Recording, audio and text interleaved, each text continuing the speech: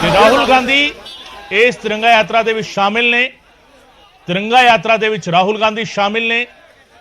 तिरंगा यात्रा अगे वधदी हुई नजर आ रही है। कांग्रेस की तिरंगा यात्रा हैगी है जिहड़ी दिल्ली विच कड्ढी गई है। तिरंगा यात्रा आज़ादी दिहाड़े के मौके ते कांग्रेस ने तिरंगा यात्रा कड्ढी है। तुहानूं दस्सिए इस तो पहला तस्वीरां जिहड़ियां आईयां सन कांग्रेस के हैडकुआटर तो सीधियां तस्वीरां सामने आईयां सन जिथे तिरंगा झंडा लहराण की रस्म जिहड़ी हैगी अदा की गई ते उस तो बाद जिहड़ा हैगा तिरंगा यात्रा कड्ढी गई जिस दे विच राहुल गांधी शामिल हो रहे हैं। तस्वीरां दिखा रहे हैं तुहानूं। प्रियंका गांधी भी इस तिरंगा यात्रा में शामिल ने। ये है कि हमें अपने शहीदों को याद करना चाहिए, जिन देशवासियों जिन नेताओं ने इस देश की आज़ादी के लिए अपनी जान न्यौछावर की, जो लड़े, जिनकी वजह से आज हम आज़ाद हैं, उन्हें याद करना चाहिए और एकजुट होकर अपने देश के लिए दोबारा निर्णय लें कि अपने देश के लिए और उसको आगे बढ़ाने के लिए हम हमेशा लड़ सकते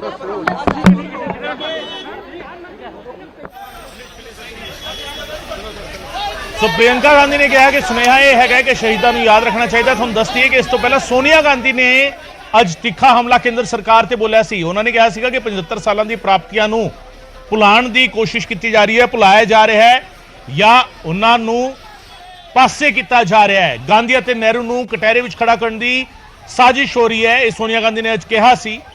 अज केंद्र सरकार ते तिखा हमला बोलिया सीगा और उस तो बाद कांग्रेस की यह तिरंगा यात्रा जिस दे विच राहुल और प्रियंका गांधी दोवें शामिल ने।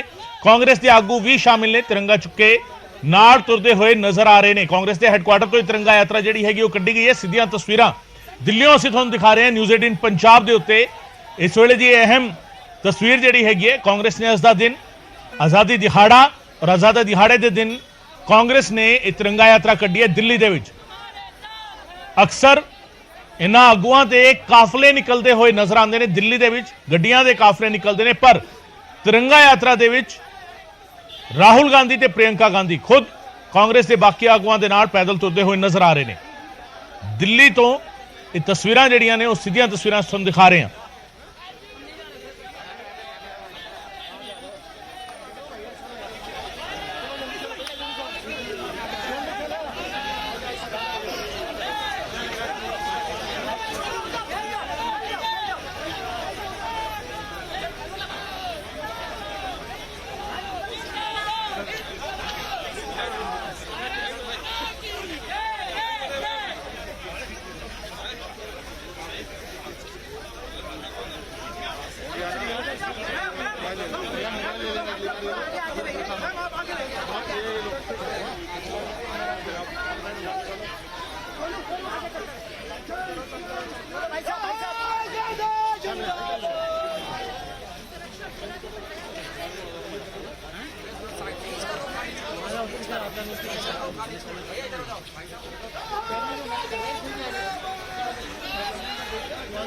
तो कांग्रेस की तिरंगा यात्रा हैगी जी अगे बढ़ती हुई नजर आ रही है। सुरक्षा के घेरे दे विच राहुल गांधी भी इस तिरंगा यात्रा में शामिल ने।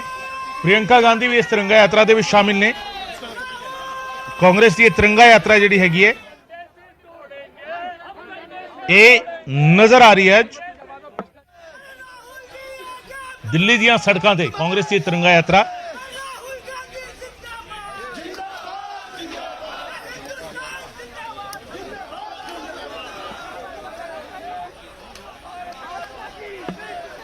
तिरंगा यात्रा दे विच प्रियंका गांधी भी ने। प्रियंका गांधी ने मीडिया के नाल गल भी की है, नाल ये भी कहा कि शहीदां ने जिन्हां ने देश की आज़ादी लिए जान दी है उन्होंने याद रखा जाना चाहिए।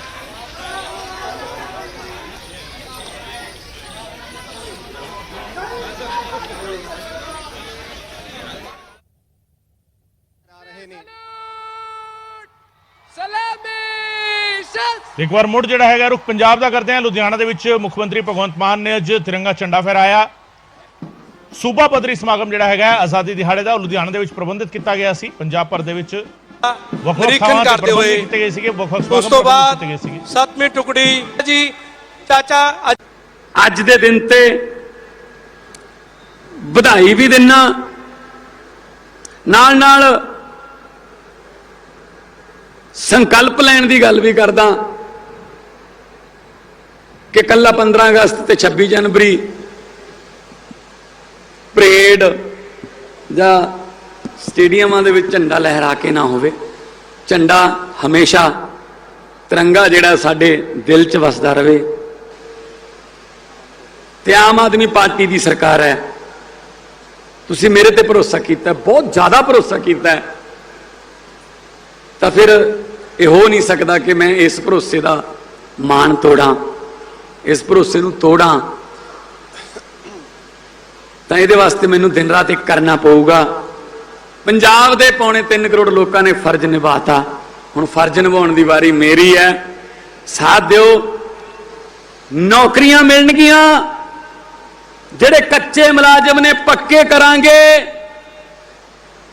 ਹੋਰ ਨੌਕਰੀਆਂ ਕ੍ਰੀਏਟ ਕਰਾਂਗੇ, ਇੰਡਸਟਰੀ ਇੱਥੇ ਆਊਗੀ, ਸਿੰਗਲ ਵਿੰਡੋ ਸਿਸਟਮ ਹੋਊਗਾ, ਇੱਕੋ ਕੰਪਿਊਟਰ ਤੋਂ ਇੰਡਸਟਰੀ ਨੂੰ ਸਾਰੀਆਂ NOCs ਮਿਲ ਜਾਣਗੀਆਂ। ਮਜ਼ਦੂਰਾਂ ਦਾ ਸੋਚਣਾ, ਗਰੀਬਾਂ ਦਾ ਸੋਚਣਾ। ਆ ਹੁਣ ਅੱਜ ਤੋਂ 20 ਦਿਨ ਬਾਅਦ ਤੁਹਾਨੂੰ ਬਿੱਲ ਆਉਣਗੇ, 74 ਲੱਖ ਮੀਟਰ ਹੈ ਪੰਜਾਬ 'ਚ, 51 ਲੱਖ ਘਰਾਂ ਨੂੰ ਜ਼ੀਰੋ ਬਿੱਲ ਆਊਗਾ ਜੀ, ਜ਼ੀਰੋ ਬਿੱਲ। ਅੱਜ ਆਪਾਂ ਆਜ਼ਾਦ ਪੂਰੀ ਤਰ੍ਹਾਂ ਹੋ ਗਏ ਤਾਂ ਮੈਂ ਗਲਤ ਹੋਊਂਗਾ। ਹਜੇ ਉਹ ਆਜ਼ਾਦੀ ਆਪਣੇ ਘਰਾਂ 'ਚ ਨਹੀਂ ਪਹੁੰਚੀ ਜਿਹੜੀ ਸ਼ਹੀਦ ਭਗਤ ਸਿੰਘ ਹੋਰਾਂ ਨੇ ਸੁਪਨਿਆਂ 'ਚ ਸੋਚੀ ਸੀ। ਜੇ ਉਹ ਆਜ਼ਾਦੀ ਆਪਣੇ ਤੱਕ ਪਹੁੰਚੀ ਹੁੰਦੀ ਤਾਂ ਥਾਣਿਆਂ ਕਚਹਿਰੀਆਂ 'ਚ ਬਿਨਾਂ ਰਿਸ਼ਵਤ ਦਿੱਤੇ ਕੰਮ ਹੋ ਜਾਂਦੇ। ਜੇ ਉਹ ਆਜ਼ਾਦੀ ਪਹੁੰਚੀ ਹੁੰਦੀ ਤਾਂ ਸਰਕਾਰੀ ਸਕੂਲਾਂ 'ਚ ਪੜ੍ਹ ਕੇ ਸਾਡੇ ਬੱਚੇ ਵੱਡੇ ਅਫਸਰ ਬਣ ਜਾਂਦੇ। ਆਜ਼ਾਦੀ ਨੂੰ ਵੀ ਕੁਝ ਰਸੂਖਦਾਰ, ਕੁਝ ਵੱਡੇ ਬੰਦੇ ਆਜ਼ਾਦੀ ਨੂੰ ਵੀ ਸਾਡੇ ਤੋਂ ਖੋਹ ਕੇ ਲੈ ਗਏ। ਸਾਡੇ ਘਰਾਂ 'ਚ ਆਜ਼ਾਦੀ ਨੇ ਕੁੰਡਾ ਖੜਕਾਇਆ ਨਹੀਂ, ਪਰ ਸਰਕਾਰ ਦੇ ਤੌਰ ਤੇ ਬਤੌਰ ਮੁੱਖ ਮੰਤਰੀ ਸੂਬੇ ਦੇ ਮੈਂ ਕਹਿਣਾ ਚਾਹੁੰਦਾ ਕਿ ਅਸੀਂ ਲੱਗੇ ਹੋਏ ਹਾਂ, ਮੇਰੀ ਟੀਮ ਲੱਗੀ ਹੋਈ ਹੈ ਕਿ ਉਹ ਆਜ਼ਾਦੀ ਹਰ ਘਰ ਦਾ ਕੁੰਡਾ ਖੜਕਾਵੇ।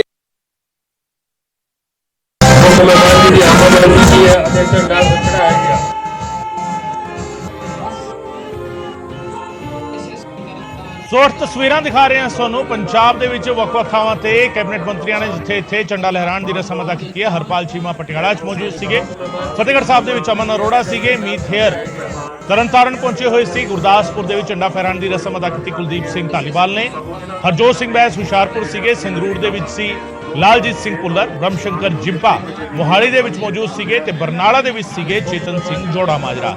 ਪੰਜਾਬ ਕੈਬਨਿਟ ਦੇ ਮੰਤਰੀਆਂ ਨੇ ਵੱਖ-ਵੱਖ ਥਾਵਾਂ ਤੇ ਤਿਰੰਗਾ ਝੰਡਾ ਲਹਿਰਾਉਣ ਦੀ ਰਸਮ ਜਿਹੜੀ ਹੈਗੀ ਅਦਾ ਕੀਤੀ। ਆਜ਼ਾਦੀ ਦਿਹਾੜੇ ਦਾ ਸਮਾਗਮ ਪੰਜਾਬ ਦੇ ਵੱਖ-ਵੱਖ ਸ਼ਹਿਰਾਂ ਵਿੱਚ ਕਿਸ ਤਰੀਕੇ ਮਨਾਇਆ ਗਿਆ, 8 ਤਸਵੀਰਾਂ ਜਿਹੜਾ ਹੈਗਾ ਤੁਹਾਨੂੰ ਦਿਖਾ ਰਹੇ ਹਾਂ। 8 ਵੱਖ-ਵੱਖ ਸ਼ਹਿਰਾਂ ਦੀ 8 ਵੱਖ-ਵੱਖ ਸਮਾਗਮਾਂ ਦੀਆਂ ਤਸਵੀਰਾਂ ਜਿੱਥੇ ਪੰਜਾਬ ਸਰਕਾਰ ਦੇ ਵਿੱਚ ਮੰਤਰੀ ਜਿਹੜੇ ਸੀਗੇ ਉਹ ਤਿਰੰਗਾ ਝੰਡਾ ਫਹਿਰਾਉਣ ਲਈ ਪਹੁੰਚੇ ਸੀਗੇ। ਪਰੇਡ ਦੀ ਸਲਾਮੀ ਲਈ ਗਈ ਤੇ ਤਿਰੰਗਾ ਝੰਡਾ ਜਿਹੜਾ ਹੈਗਾ ਉਹ ਫਹਿਰਾਇਆ ਗਿਆ।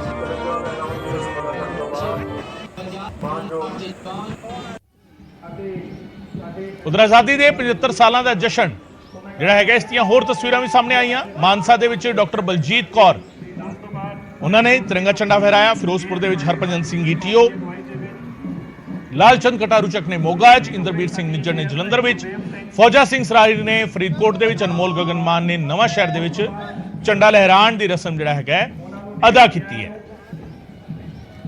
ਸੋ ਵੱਖ-ਵੱਖ ਤਸਵੀਰਾਂ, 14 ਤਸਵੀਰਾਂ ਪੰਜਾਬ ਦੇ ਵੱਖ-ਵੱਖ ਸ਼ਹਿਰਾਂ ਦੀਆਂ ਜਿੱਥੇ ਆਜ਼ਾਦੀ ਦਾ ਜਸ਼ਨ ਜਿਹੜਾ ਹੈਗਾ, ਆਜ਼ਾਦੀ ਦੇ 75 ਸਾਲਾਂ ਦਾ ਜਸ਼ਨ ਪੂਰੇ ਪੰਜਾਬ ਨੇ ਮਨਾਇਆ। ਹਰਭਜਨ ਸਿੰਘ ਈਟੀਓ ਹੁਸੈਨੀਵਾਲਾ ਗਏ, ਸ਼ਹੀਦਾਂ ਨੂੰ ਸ਼ਰਧਾਂਜਲੀ ਅਰਪਿਤ ਕੀਤੀ, ਉਹਨਾਂ ਨੇ ਫੁੱਲ ਮਾਲਾਵਾਂ ਜਿਹੜੀਆਂ ਸੀਗੀਆਂ ਉਹ ਚੜਾਈਆਂ ਤੇ ਯਾਦਗਾਰ ਤੇ ਮੱਥਾ ਟੇਕਿਆ। ਉਹਨਾਂ ਨੇ ਜਾ ਕੇ ਸ਼ਹੀਦਾਂ ਦੀ ਯਾਦਗਾਰ ਤੇ ਨਮਨ ਕੀਤਾ, ਸਿਜਦਾ ਕੀਤਾ।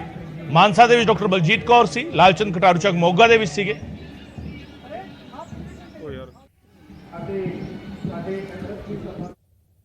ਤੇ ਉਧਰ ਲਾਲ ਕਿਲੇ ਤੋਂ ਪੀਐਮ ਦਾ ਭ੍ਰਿਸ਼ਟਾਚਾਰ ਤੇ ਵਾਰ ਜਿਹੜਾ ਹੈਗਾ ਅੱਜ ਵੇਖਣ ਨੂੰ ਮਿਲਿਆ। ਪਰਿਵਾਰਵਾਦ ਅਤੇ ਭ੍ਰਿਸ਼ਟਾਚਾਰ ਨੂੰ ਖਤਮ ਕਰਨਾ ਹੋਵੇਗਾ, ਪੀਐਮ ਨੇ ਸਾਫ਼ ਲਫ਼ਜ਼ਾਂ ਵਿੱਚ ਕਿਹਾ। ਜਿਨ੍ਹਾਂ ਨੇ ਦੇਸ਼ ਨੂੰ ਲੁੱਟਿਆ ਉਹਨਾਂ ਨੂੰ ਵਾਪਸ ਕਰਨਾ ਹੋਵੇਗਾ। ਬੈਂਕ ਲੁੱਟਣ ਵਾਲਿਆਂ ਦੀ ਸੰਪਤੀ ਜ਼ਬਤ ਹੋ ਰਹੀ ਹੈ।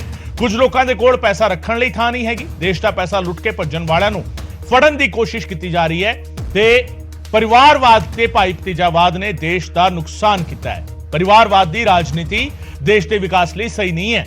ਪਰਿਵਾਰਵਾਦ ਵੀ ਕਰਪਸ਼ਨ ਦਾ ਇੱਕ ਵੱਡਾ ਕਾਰਨ ਹੈ। ਪ੍ਰਧਾਨ ਮੰਤਰੀ ਨੇ ਅੱਜ ਲਾਲ ਕਿਲੇ ਤੋਂ ਸਿੱਧੇ ਤੌਰ ਤੇ ਜਿਹੜਾ ਹੈਗਾ ਪਰਿਵਾਰਵਾਦ ਤੇ ਭ੍ਰਿਸ਼ਟਾਚਾਰ ਨੂੰ ਖਤਮ ਕਰਨ ਦੀ ਅਪੀਲ ਦੇਸ਼ ਦੇ ਲੋਕਾਂ ਨੂੰ ਕੀਤੀ। ਇਸ ਦੇ ਨਾਲ ਹੀ ਭ੍ਰਿਸ਼ਟਾਚਾਰ ਨੂੰ ਲੈ ਕੇ ਉਹਨਾਂ ਨੇ ਸਿੱਧੇ ਤੌਰ ਤੇ ਸਵਾਲ ਜਿਹੜੇ ਹੈਗੇ ਉਹ ਚੁੱਕੇ ਦੇਸ਼ ਦੇ ਸਾਹਮਣੇ, ਤੇ ਆਮ ਜਿਹੜੇ ਲੋਕ ਨੇ ਉਹਨਾਂ ਨੂੰ ਅਪੀਲ ਕੀਤੀ ਕਿ ਭ੍ਰਿਸ਼ਟਾਚਾਰ ਅਤੇ ਪਰਿਵਾਰਵਾਦ ਨੂੰ ਜੜੋਂ ਖਤਮ ਕਰਨਾ ਹੋਵੇਗਾ। ਭ੍ਰਿਸ਼ਟਾਚਾਰ ਦੇ ਤੇ ਭ੍ਰਿਸ਼ਟਾਚਾਰੀ ਦੇ ਖਿਲਾਫ ਇੱਕ ਨਫ਼ਰਤ ਜਦੋਂ ਤੱਕ ਸਾਡੇ ਜ਼ਿਹਨ ਵਿੱਚ ਨਹੀਂ ਆਵੇਗੀ ਉਦੋਂ ਤੱਕ ਇਹ ਖਤਮ ਨਹੀਂ ਹੋਵੇਗਾ।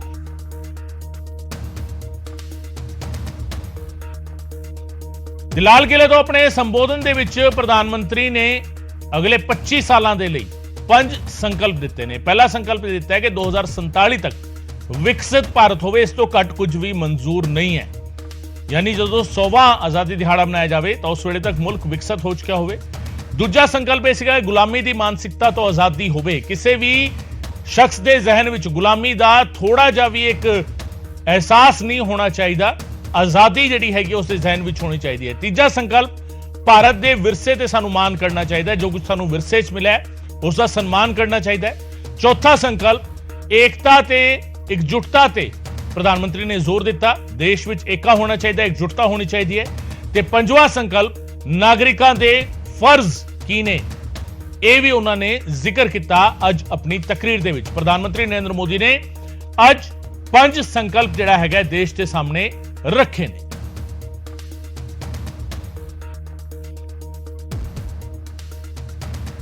ਤੇ ਪ੍ਰਧਾਨ ਮੰਤਰੀ ਨਰਿੰਦਰ ਮੋਦੀ ਦੇ ਸੰਬੋਧਨ ਦੀਆਂ 10 ਵੱਡੀਆਂ ਗੱਲਾਂ ਵੀ ਤੁਹਾਨੂੰ ਦੱਸ ਰਹੇ ਹਾਂ। ਪ੍ਰਧਾਨ ਮੰਤਰੀ ਨੇ ਕਿਹਾ ਕਿ ਭਾਰਤ ਮਦਰ ਆਫ ਡੈਮੋਕ੍ਰੇਸੀ ਹੈ। ਨਾਲ ਹੀ ਉਹਨਾਂ ਨੇ ਕਿਹਾ ਕਿ ਜੈ ਜਵਾਨ, ਜੈ ਕਿਸਾਨ, ਜੈ ਵਿਗਿਆਨ ਦਾ ਜ਼ਿਕਰ ਉਹਨਾਂ ਨੇ ਕੀਤਾ ਤੇ ਜੈ ਅਨੁਸੰਧਾਨ। ਅੱਜ ਉਹਨਾਂ ਨੇ ਰਿਸਰਚ ਦੇ ਲਈ ਜਿਹੜਾ ਹੈਗਾ ਇੱਕ ਨਵਾਂ ਨਾਰਾ ਦਿੱਤਾ, ਜੈ ਅਨੁਸੰਧਾਨ। ਵਿਭਿੰਨਤਾ ਯਾਨੀ ਵੰਨ-ਸੁਵੰਨਤਾ ਦੇਸ਼ ਦੀ ਮਹਾਨ ਸ਼ਕਤੀ ਹੈਗੀ ਹੈ। ਪ੍ਰਧਾਨ ਮੰਤਰੀ ਨੇ ਅੱਜ ਇਹ ਕਿਹਾ ਆਪਣੀ ਤਕਰੀਰ ਦੇ ਵਿੱਚ। ਇਸ ਦੇ ਨਾਲ ਹੀ ਉਹਨਾਂ ਨੇ ਕਿਹਾ ਕਿ ਭ੍ਰਿਸ਼ਟਾਚਾਰ ਨੂੰ ਖਤਮ ਕਰਨਾ ਬੇਹੱਦ ਜ਼ਰੂਰੀ ਹੈ। ਪਰਿਵਾਰਵਾਦ ਤੇ ਭਾਈ ਭਤੀਜਾਵਾਦ ਦੇ ਨਾਲ ਦੇਸ਼ ਨੂੰ ਨੁਕਸਾਨ ਹੋਇਆ ਹੈ। ਪ੍ਰਧਾਨ ਮੰਤਰੀ ਨੇ ਅੱਜ ਆਪਣੀ ਤਕਰੀਰ ਦੇ ਵਿੱਚ ਇਸ ਗੱਲ ਦਾ ਵੀ ਜ਼ਿਕਰ ਕੀਤਾ। ਔਰ ਇਹ ਪਰਿਵਾਰਵਾਦ, ਭਾਈ ਭਤੀਜਾਵਾਦ ਸਿਰਫ ਰਾਜਨੀਤੀ ਦੇ ਵਿੱਚ ਨਹੀਂ, ਇਹ ਹਰੇਕ ਖੇਤਰ ਦੇ ਵਿੱਚ ਨਜ਼ਰ ਆ ਰਿਹਾ। ਪ੍ਰਧਾਨ ਮੰਤਰੀ ਨੇ ਇਸ ਦਾ ਵੀ ਜ਼ਿਕਰ ਕੀਤਾ। ਜਿਨ੍ਹਾਂ ਨੇ ਦੇਸ਼ ਨੂੰ ਲੁੱਟਿਆ ਉਹਨਾਂ ਨੂੰ ਉਹ ਪੈਸਾ ਵਾਪਸ ਕਰਨਾ ਹੋਵੇਗਾ। ਪ੍ਰਧਾਨ ਮੰਤਰੀ ਨੇ ਅੱਜ ਇਹ ਵੀ ਆਪਣੀ ਤਕਰੀਰ ਦੇ ਵਿੱਚ ਕਿਹਾ ਕਿ ਬੈਂਕ ਲੁੱਟਣ ਵਾਲਿਆਂ ਦੀ ਸੰਪत्ति ਜ਼ਬਤ ਹੋ ਰਹੀ ਹੈ।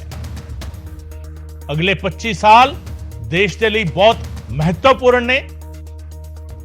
ਦੇਸ਼ ਦੇ ਵਿੱਚ ਮਹਿਲਾਵਾਂ ਦਾ ਸਤਿਕਾਰ ਜ਼ਰੂਰੀ ਹੈ। ਪ੍ਰਧਾਨ ਮੰਤਰੀ ਨੇ ਕਿਹਾ ਪਾਣੀ ਤੇ ਬਿਜਲੀ ਬਚਾਉਣ ਤੇ ਜ਼ੋਰ ਦਿੱਤਾ। ਪ੍ਰਧਾਨ ਮੰਤਰੀ ਨੇ 10 ਅਹਿਮ ਗੱਲਾਂ ਪ੍ਰਧਾਨ ਮੰਤਰੀ ਦੇ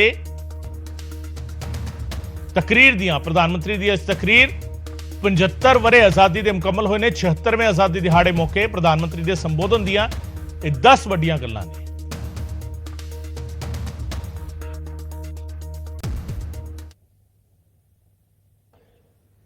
लेकिन मेरे भीतर का दर्द मैं कहां कहूंगा, देशवासियों के सामने नहीं कहूंगा तो कहां कहूंगा। और वो है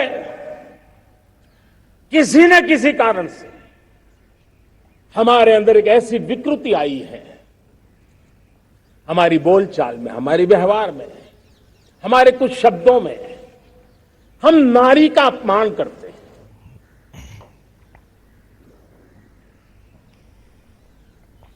क्या हम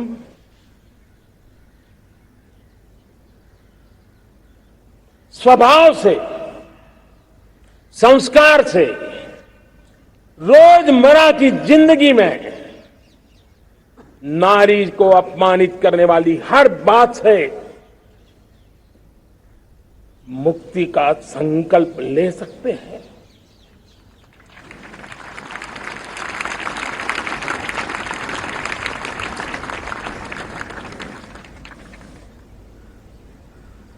नारी का गौरव राष्ट्र के सपने पूरे करने में बहुत बड़ी पूंजी बनने वाला है। यह सामर्थ्य मैं देख रहा हूं। और इसलिए मैं इस बात का आग्रही हूं, हम बार बार लाल बहादुर शास्त्री जी को याद करते हैं। जय जवान जय किसान का उनका मंत्र आज भी देश के लिए प्रेरणा है। बाद में अटल बिहारी वाजपेयी जी ने जय विज्ञान कह करके उसमें एक कड़ी जोड़ दी थी और देश ने उसको प्राथमिकता दी थी। लेकिन अब अमृतकाल के लिए एक और अनिवार्यता है और वो है जय अनुसंधान। जय जवान जय किसान जय विज्ञान जय अनुसंधान, इनोवेशन। और मुझे मेरे देश की युवा पीढ़ी में भरोसा है, इनोवेशन की ताकत देखिए। आज हमारा यूपीआई भीम, हमारा डिजिटल पेमेंट, फिनटेक की दुनिया में हमारा स्थान आज विश्व में रियल टाइम 40% अगर डिजिटल फाइनेंशियल का ट्रांजैक्शन होता है तो मेरे देश में हो रहा है। हिंदुस्तान ने ये करके दिखाया है। विकृतियों के कारण, बीमारियों के कारण इस 25 साल का अमृतकाल, उस पर शायद अगर हमने समय रहते नहीं चेते, समय रहते समाधान नहीं किए तो वो ये विकराल रूप ले सकते हैं।